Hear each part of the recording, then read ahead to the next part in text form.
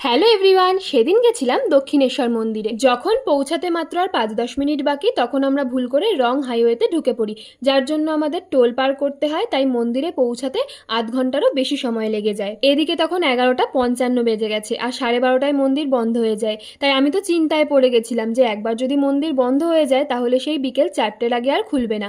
তো এই চিন্তায় চিন্তায় আমরা গিয়ে পৌঁছালাম, কিন্তু গিয়ে দেখলাম সেই দিন মন্দির 1টায় বন্ধ হবে। তাই আমরা সময় মতো খুব ভালোভাবে পুজো দিতে পেরেছি। দক্ষিণেশ্বরে তো এর আগে বহুবার এসেছি, কিন্তু শাড়ি পরে এই প্রথমবার আসলাম। কেমন লাগছে কমেন্টে জানিও। পুজো দিয়ে চলে গেলাম গঙ্গার ঘাটে, ড্রামে করে গঙ্গা জল বাড়িতে নিয়ে যাব তাই। আর গিয়েই এনাদের সাথে দেখা হয়ে গেল।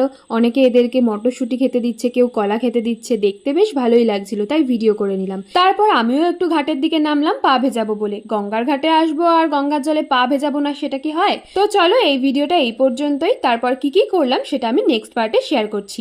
বাই।